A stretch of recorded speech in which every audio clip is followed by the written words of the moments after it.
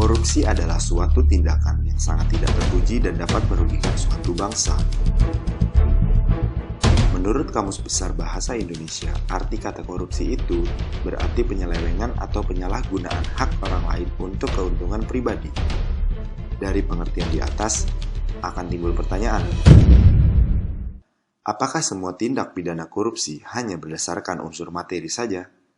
Untuk itu, kita beralih ke Undang-Undang Nomor 31 Tahun 1999. Yang termasuk dalam tindak pidana korupsi adalah setiap orang yang dikategorikan melawan hukum melakukan perbuatan memperkaya diri sendiri, menguntungkan diri sendiri atau orang lain atau suatu korporasi, menyalahgunakan kewenangan maupun kesempatan atau sarana yang ada padanya karena jabatan atau kedudukan yang dapat merugikan keuangan negara atau perekonomian negara. Dari pasal tersebut, maka akan terlihat kalimat melawan hukum, menyalahgunakan sarana, menguntungkan diri sendiri, serta merugikan orang lain. Maka dari itu, korupsi tidak hanya dari segi materi saja. Kita ambil contoh, mereka yang melawan hukum dengan melawan arus saat berkendara untuk kepentingan diri sendiri, sehingga pengendara lain akan merasa dirugikan.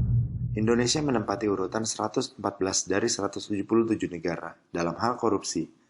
Ini berarti kita menempati urutan ke-63 di dunia dengan kasus terbanyak korupsi. Indonesia masih menjadi lahan subur bagi para koruptor. Lantas, siapakah yang salah di sini? Jangan saling menyalahkan pemerintah dan sistemnya. Mulailah dari diri sendiri terlebih dahulu. Dari hal kecil, misalnya saat berkendara. Entah sedang tren atau memang tidak mempunyai sikap sopan atau tertib dalam berlalu lintas, para pengendara motor di Indonesia sering terlihat tidak menaati lalu lintas yang berlaku. Mereka tidak mempedulikan pengendara lainnya. Seenaknya saja melawan arah, mengambil jalur pejalan kaki, dan melanggar rambu lalu lintas tanpa merasa bersalah. Inikah yang kalian sebut Indonesia sejahtera? Hal ini tentu sangat membahayakan diri sendiri maupun orang lain. Tidak sedikit dari mereka yang mengalami kecelakaan bahkan hingga kematian. Dalam 2 tahun terakhir ini, kecelakaan lalu lintas di Indonesia oleh WHO dinilai menjadi pembunuh terbesar ketiga, di bawah penyakit jantung koroner dan tuberkulosis. Dapat dilihat, menurut Korlantas Polri, kecelakaan lalu lintas terbesar ditempati oleh pengendara sepeda motor.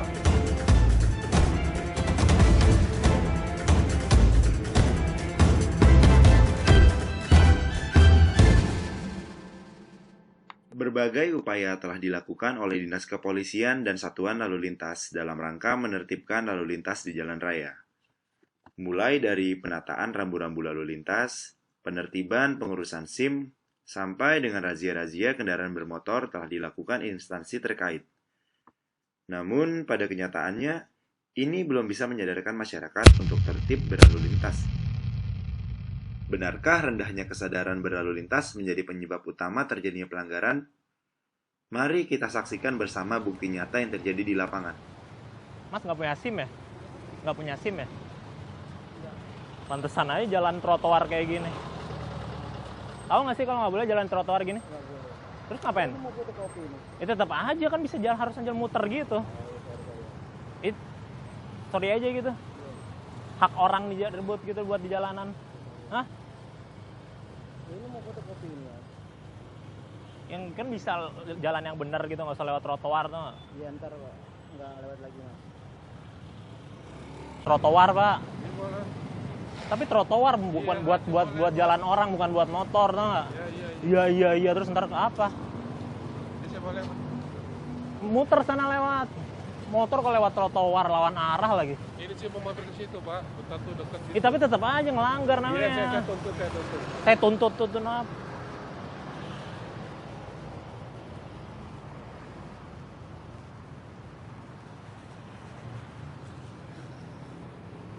Lagi nih apa?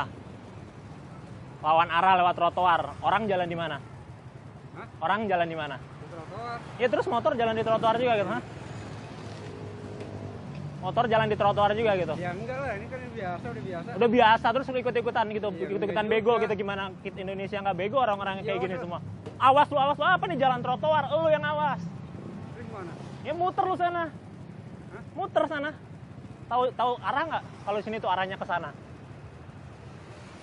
Tahu arah nggak?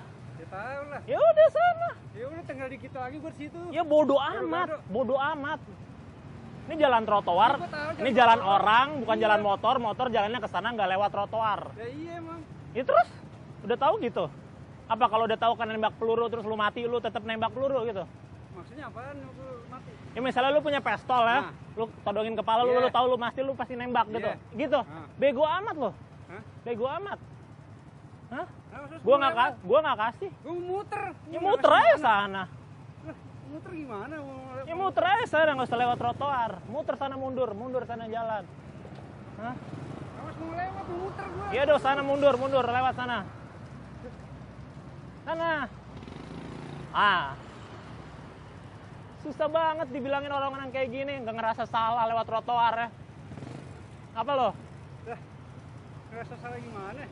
Lu bukan ngerasa salah, lu tahu nggak? Lu SIM juga nggak punya paling ya? Kalau gua ada SIM mau apa? Udah. Kalau gua ada SIM mau apa? Ada polisi udah ada. Gua ada SIM. Ya udah Pak, lewat aja Pak. Udah biar Mas. Ini emang suka banyak lewat. Video tadi merupakan potret bahwa penyebab utama terjadinya pelanggaran bukanlah akibat dari rendahnya kesadaran masyarakat, melainkan tidak adanya kepedulian pelanggar terhadap peraturan lalu lintas yang berlaku. Lalu, seperti apa tanggapan masyarakat mengenai perilaku pengendara yang melanggar lalu lintas? Ya seharusnya kan itu kan membahayakan diri sendiri dan orang-orang lain. Seharusnya kan kita ngikutin peraturan biar semuanya lancar. Sebenarnya sih ya, satu membahayakan pengendaranya, kedua juga ya bikin ini ya malah apa ya, macet, malah tambah kredit saya bilang gitu. Supaya memang kadang-kadang ada yang jaga apa namanya seperti TMD ya, jagain, kalau dijagain mereka ya nggak berani gitu. Merugikan dan membahayakan orang lain menjadi sorotan utama masyarakat mengenai pelanggaran yang terjadi. Lalu, apakah menurut mereka hal ini termasuk dalam tindakan korupsi? Mengambil hak orang lain itu mungkin sama juga kayak semacam korupsi. Kalau korupsi sih saya rasa enggak ya, cuman memang merugikan orang lain itu aja sih ya. Kalau korupsi, apa yang dikorupsi? Untuk menanggapi apakah mereka termasuk dalam tindak pidana korupsi atau bukan, marilah kita uraikan sesuai dengan undang-undang yang telah kita bahas di awal.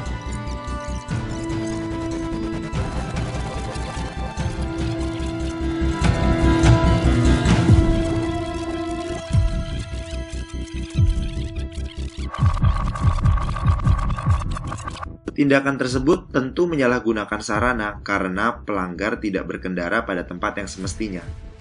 Sehingga tindakan ini juga termasuk dalam tindakan yang melawan hukum.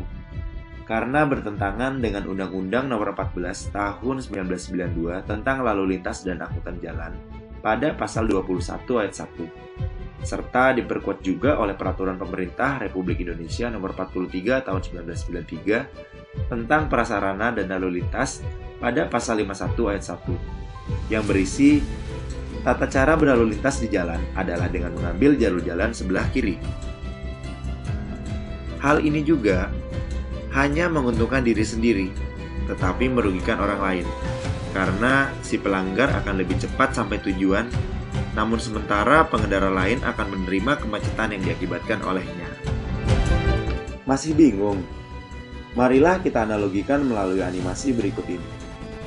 Andaikan satu ruas jalan memiliki lebar 6 meter yang dapat dilewati oleh 2 jalur mobil serta motor, di mana masing-masing mobil pada setiap jalur memerlukan lebar kurang lebih 2,5 meter untuk lewat. Apabila ada satu motor yang melawan arah dan merebut kurang lebih 1 meter dari total lebar jalan, maka otomatis mobil atau motor yang sedang melaju harus mengurangi kecepatan untuk menghindari pengendara yang melawan arah tersebut. Bayangkan apabila ada 100 motor yang melawan arah, tentu kecepatan akan semakin berkurang. Semakin banyak lagi motor yang melawan arah, akan menyebabkan jalur yang dilewati oleh 2 mobil berkurang menjadi 1 mobil. Dampaknya akan menimbulkan kemacetan sepanjang ruas jalan tersebut. Akibat yang dihasilkan dari kemacetan adalah banyaknya pekerja dan pelajar yang terlambat sampai di tempat tujuan. Mereka yang terlambat pasti akan mendapat sanksi dari instansi terkait. Jika terjadi hanya satu kali, maka hal ini bukanlah masalah besar. Namun, bayangkan bila hal ini terjadi secara terus-menerus. Bukan hanya sanksi yang mereka dapatkan, bahkan bisa sampai kehilangan pekerjaan. Kehilangan pekerjaan dapat menyebabkan pendapatan mereka tidak memenuhi kebutuhan yang ada. Maka hal ini akan memicu mereka melakukan tindak korupsi dalam segala aspek guna memenuhi ketimpangan antara pendapatan dan kebutuhan. Hal ini akan menjadi siklus yang tidak terputus dan akan menimbulkan dampak buruk terhadap masyarakat secara terus-menerus. Oleh karena itu, sudah menjadi tugas kita sebagai pemegang tongkat estafet masa depan bangsa untuk melakukan perubahan. Mulai dari hal kecil, seperti menaati peraturan lalu lintas yang berlaku. Dengan begitu, kita dapat mulai memupuk bibit-bibit masa depan Indonesia sejahtera. Bagaimana? Masih berpikir bahwa tindak korupsi hanya sebatas memakan uang rakyat?